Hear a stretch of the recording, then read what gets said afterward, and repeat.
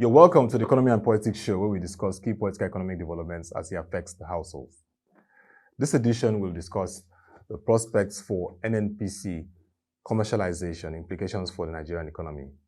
And to all our viewers, this week, precisely Wednesday, July 19, 2022, the Nigeria State Oil Company, the Nigerian National Petroleum Corporation, will be fully commercialized. That will be a game changer in the oil and gas industry. That big story across the country is what is our conversation today, and we'll be looking at what this means for the economy. My guest is Mr. Chukwuemeka Osuji, Director of Olaniwun Ajayi, LP, Oil and Gas Practice. Nice to have you again on the program after some time. Thank you very much. Morning, Nini. Morning, everyone. Morning. Before we begin, let us give you a recap of some key socioeconomic stories from last week. The Organization of Petroleum Exporting Countries said Nigeria's crude oil production increased to an average of 1.238 million barrels per day in the month of June 2022. The figure is a far cry from the 1.766 million barrels of crude oil per day that was allocated to Nigeria as production quota for June by OPEC. This disclosure is contained in the oil market report for July 2022 by OPEC, where it was stated that country's crude oil production averaged 28.72 million barrels per day in June 2022.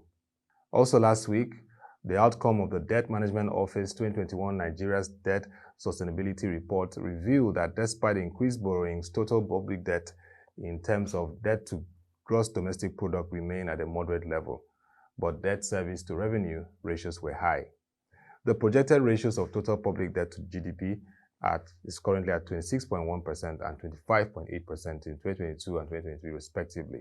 They were below Nigeria's self-imposed limit of 40% and within the 55% limit recommended by the World Bank and International Monetary Fund, as well as the Economic Community of West African States' convergence threshold of 70%. The ratio remained within the 40% limit when guaranteed loans and ways and means advances at the Central Bank of Nigeria were included. Those were some of the key socioeconomic stories from last week. If you're joining us, our conversation today is the prospects for commercialization of the Nigerian National Petroleum Corporation, implications for the Nigerian economy. My guest is Mr. Chukwuemeka Osuji, Director of Oil and Gas Practice for Olaniwun Ajayi LP. So let's first begin with this development. And of course, the first conversation we'll be looking at is what we discussed in our news about production, the oil and gas production. I mean, from that production, what do you see happening second half of the year? We missed out of our projection of OPEC. What are the factors affecting production, and what do you see happening in second half of the year? Well, thank you very much. I think just to start, it's useful to point out that what's been affecting us here in Nigeria is a mix. It's a combination of both what I'll call local factors and then external influences, which we can hardly deal with. So, for example, the conflict which is happening between Russia and Ukraine has implications both for production and crude oil prices. The general economic environment, global economic environment, and what's going on in terms of energy resources and energy requirements also has implications. Current energy, what's going on in the oil and gas sector, and you can begin to see that a whole lot of critical stakeholders, the IOCs, financial institutions, and a good number of other agencies and institutions who are key to development of oil and gas resources are beginning to realign some of their priorities, beginning to pay more attention to renewables, adopting more intensive carbon capture technology for production, and then looking at other areas and other sources for production. So that's sort of in the international space.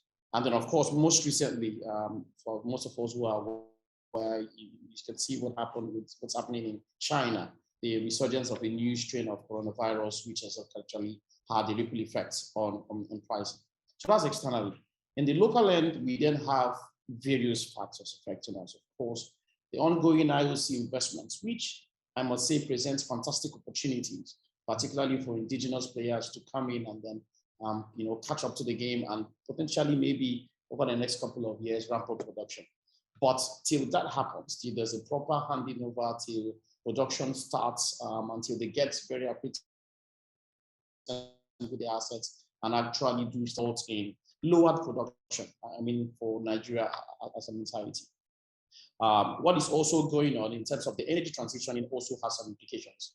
So you begin to see that a good number of oil companies are beginning to, or energy companies, as they prefer to be called now, are beginning to engage, for some of them, in portfolio rationalization, for some of them looking at other opportunities, for some of them trying to take a short-term or a long-term view of what to do with the existing reserves. Then, of course, there's down the most topical issue of insecurity, and I mean attacks on oil and gas installations and pipelines, particularly in the southern part of the country, in the Niger Delta. So when you put all these together, you then begin to see that a whole myriad of forces that have affected production. So these things have come in, even in terms of investments over the last couple of years, 5 years or so. The kind of investments that one would think you would see being attracted to Nigeria hasn't come in. And if people are not investing, if people are not opening up new reserves and resources, if they are not producing, then of course your production numbers will fall. Even if they want to produce, but they cannot evacuate the products because people are either tampering with the pipelines or in some way interfering with the facilities, then it just won't work. So that is where we are at the moment. And we also, our numbers plummet quite drastically. Thankfully, towards the end of May and then most recently in June, we've had a slight ramping up, but we're still far beneath even the, what we some call conservative OPEC quota given to Nigeria, about 1.7 plus million barrels per day. We are still far beneath it. So for the next couple of, for the next 6 months, what do we think will happen? If the right things are done, if some of these, particularly the local, more direct factors are tackled head on, but I think that gradually we can then begin to see a gradual increment in production over the next couple of years. Unfortunately for us, some of the external factors will continue to be there. There's only so much we can do to handle them, but at least as it relates to some of the local factors that directly impact on the oil and gas sector, I think government working with the stakeholders can, over the next 6 years, begin to adopt measures, some of which I think maybe we can speak to in more detail later on, to address some of those issues so that we can have increased production. So that's what I think. I'm cautiously optimistic. Let me put it that way, just cautiously optimistic that I think there will be a gradual ramping up. It won't get us to what we are looking at. We won't go to our normal 2 million barrels per day now, but at least there will be a gradual rise over the next couple of 6 months or so. Like cautiously optimistic perspective is interesting. So we'll be watching that beginning from this month. But let's look at the big one, the commercialization of the Nigerian National Petroleum Corporation. What's the implications for the oil and gas sector? Of course, based on your experience and being a seasoned analyst in this industry, we've seen what has happened in clients like Saudi Arabia with Saudi Aramco and Brazil with Petrobras. Are we going to see this whole transformation to being more viable, being liquid and being productive to the sector and the economy at large? Well, yes, I think for me, the NNPC transitioning, as I fondly call it, is long overdue. It's something that ought to have happened years ago. But thankfully, we've started. For some of those who feel, okay, there may be delays, lapses, it really doesn't matter. The important thing is that you've started. So once you've started the process, then you have actually overcome that initial inertia, which prevents you from moving. So we've started. It's a fantastic thing. And I congratulate all the stakeholders, the president, the minister, Honorable Minister of Petroleum Resources, all the stakeholders who got some this entire process. It's a fantastic move. But what next? And as someone says, legislation in itself, laws in themselves do not actually get you the change that you need. It's in the implementation of the law that you then get the changes that you're actually looking for. And when we are talking about this, we're talking about two key components. It's about people, it's about processes. So the law, I mean, the PIE has come to set out a legislative framework for what would happen to the NNPC.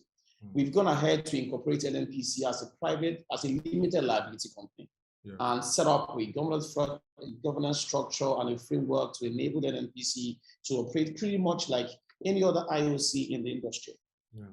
But that framework alone is not sufficient to get us from where we are to where we want to get to in the next couple of decades. What is actually more important is in the implementation of what has actually been laid out. It's in the people, it's in the processes, it's in having what I call a entirely different paradigm shift. We must begin to see ourselves, NNPC must begin to see itself not as NNPC of old, but as a different entity. Strategic objectives must change in terms of what is sought to be attained and how to attain it must change. But just to say, answering your question even more directly, is that we are on the right footing. We've started very well. What is now left is for those who are driving the entire transitioning process to just continue to work on a plan. It's important to have a plan, short-term plans and long-term plans, to work on a plan to ensure that every 5 years or periodically, you can then say, this is what we want to achieve. And I'm not speaking just to NNPC, but also all the other subsidiaries and all other affiliate companies that are also involved in the entire oil and gas value chain. How can our national petroleum company now, no longer corporation, drive and stimulate the oil and gas sector? What kind of national oil company do we want to see in the future?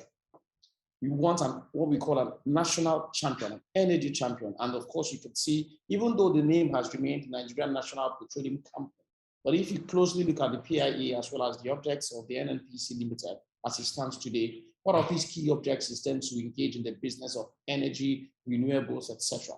So it will then realign its objectives to no longer be purely a petroleum company, but it's going to be a company with its other affiliates, an integrated company involved in almost the entire spectrum of the energy space, including renewables. So in so doing, it can reach back to the past and rectify some of the challenges of the past, including trying to ramp up production and to get maximum value from our petroleum resources, particularly natural gas, which we have defined as a key transition field for the future. Yes, so that's reaching to the past, but also going forward, it can then expand its reach to then engage in a broader range of activities, which is in tune with the global transitioning that is currently going on. So I'd see a bright future for NNPC Limited. And once again, I congratulate the leadership for the bold move they've taken. And we think in the next couple of years, as they begin to unveil what the company will begin to look like, we will begin to get more details into that. Thank you.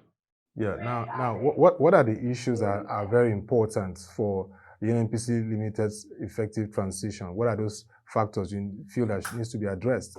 Because this government has been, according to critics, not seen to be more pro-business, and now they are managing something that's going to be more pro-business. NNPC has huge assets. I mean, when you talk of assets, you have refineries, you have various assets and subsidiaries like you listed. What are those factors that need to be addressed, those bottlenecks, which, like we've discussed in our last conversation several months ago, needs to be addressed quickly? I think for me, it's a combination of various factors. But more importantly, we need to realize as a nation, take a view as to where we stand and where we want to be. We cannot wholesale adopt policies or measures introduced in other climes where our own growth trajectory is not the same as theirs. We can't do that. We need to take a view as where we are. We are hardly even a developing economy. And we then have these fantastic huge resources, which other parts of the world are saying, let's abandon those resources. Laudable objectives, and we all keen to some of the global initiatives on climate change and all that. But at the same time, we then need to begin to think of smarter ways to do things. So we need not abandon that resource. Hydrocarbons are not just about petrol and fuel in your cars. Hydrocarbons is everything. Your pharmaceuticals, your drugs, your clothes, furniture, plastics. It supports a fantastic, broader range of industries. So we must then begin to look at, when we look at the barrel of crude, what do we see? We shouldn't only see PMS and AGO. We should now begin to see additional incremental more value in other places. And those are the key drivers we can use to transition our petroleum sector to use it to drive the key changes we want to see. We know even as a nation today as it stands, I'm not sure we have the resources, neither do we have the capacity to rely only or largely on renewables, for example, to achieve what we want to achieve. So there has to be a mix, but that mix needs to be done judiciously. It has to be in a way that we are able to tap the value in the resources we have at the moment. And as I mentioned earlier, we're looking at gas as a key driver for our energy transition. And natural gas is cleaner energy. Natural gas can do a whole lot of things. So, and that means the development of not just associated gas fields, but also key investments in non-associated gas reserves. So that means, in addition to what I've said, we need to begin to put in place not just measures, but incentives that will attract those investments. Because if you are developing the gas resources, we then need to begin to think about not just the upstream investments, but also the midstream investments required to translate that production to the entire value chain. But for investors to come in, particularly given the general global climate, given the insecurity, given what's going on everywhere, you really need to make it attractive for them. So I think this is the time for everyone to be called together. We need to say, hey guys, what do we need to do to actually start producing? Those resources will soon become redundant over the next couple of decades, or near redundant. We don't need to leave them in the ground. The best thing to do with those resources are to utilize them. But to utilize them, we can no longer adopt, I don't want to use the word careless, but our former approaches to production. No, we need to adopt smarter technologies and more efficient ways to do things that have significantly less impact on the environment, or will have significant value add to the economy. So that's the sort of mix that I think we need to adopt in looking at that topic of transition. Yeah. I like the fact that they need to be smarter in terms of implementation and technology and the transition. Now, finally, last time we talked about governance and accountability. That remains the bane of the oil and gas sector, particularly the NNPC. This transition, post-commercialization, are we going to see more of governance and accountability in this segment? What are the mechanisms that you believe will achieve this? Because we want to know the value of NNPC, we want to know periodic reports on their production and revenue. This whole issue of back and forth on what their earnings are, will this be a thing of the past with this commercialization coming forth? Okay, even moving away from the PIA, if for those who have seen or are a bit familiar with the constitutional documents of the NNPC Limited today, it's a document that is patterned to the position NNPC Limited as one of the best-in-class companies in terms of that space, in terms of both its governance framework, what it seeks to achieve. Some of the laudable objects have been included there, and how that translates to not just its operations, but almost even as a holding company to some of its other key subsidiaries, both in the upstream space, in the midstream space, and in the downstream space. So that framework is there. And I think if this framework is pursued and implemented and properly, then I think that from a governance point of view, we will then begin to see, more importantly, change. We'll begin to see a more efficient structure. We're going to begin to see more impactful and purposely begin to translate to not just gains for NNPC Limited, but even its interactions with, for example, key stakeholders, its joint venture partners, etc. That governance, we think, will also translate to how business is being done. How have the JVs been managed historically in the past? How have the PSCs been managed historically in the past? So all that, we think, will have a spill-on effect to its activities across the value chain. And we are really trusting on the leadership. And thankfully, I think they have a fantastic leadership team at the NNPC Limited. And I think that once they keep their fingers and their hands to the plow and the hour, I think they can get it right. But what is important is, like again, I said, it's about people, it's about processes. That clear message that there's a paradigm shift, that clear message that this is a new dawn, a new vista for NNPC Limited, that clear message around the strategy needs to be reinforced at every turn, and it must reflect in the way things are done. Because for me, it's largely about people. It's actually people that drive the change. When the people in their mindset have embraced the change and can actually see themselves as different persons, then all the processes, everything will then come together to deliver the goal. So really, it's about the people driving the processes. So, but we are optimistic. We think the right fundamentals have been put in place. All we need to see now is for just people to get to work and to grind and grind. And we think over the next, at least for the next of the year and in the course of the next few years, we'll begin to see a fantastic and dynamic with these guys, not just within Nigeria, but internationally. So that's what I think. That's where I think we're going to end up. Long overdue, what is now going to happen this Wednesday, and we just hope that the people, processes, like you said, adoption of the transition and technology will all come together, synergize, and we can see a more transparent, viable, liquid, and productive state oil company that's now commercialized. Thank you very much, Mr. Chukwuemeka Osuji, Director, Oil and Gas Practice, Olaniwun Ajayi LP, for this interesting conversation. From the commercialization this week, Wednesday, and going forward, we monitor the whole developments around NNPC Limited, and where there's need to engage you again, would call you and hopefully will oblige us. Thank you very much. Thank you very much for having me. It's a pleasure. And that'll be all for this edition of the Economy and Politics Show. If you have suggestions, comments, and questions on this very big story coming up this week, the commercialization of the Nigerian National Petroleum Corporation's implication for the Nigerian economy, please send them to Ottoabasi.Abasiekong@proshe.co. Also, you can subscribe to our website, www.proshe.co, and read all our latest articles, particularly on the oil and gas sector, developments in sectors. We have them all captured on ProShare. And also, you can follow us on our social media platforms displayed on the screen. So we come your way again. Thank you for watching and have a nice day.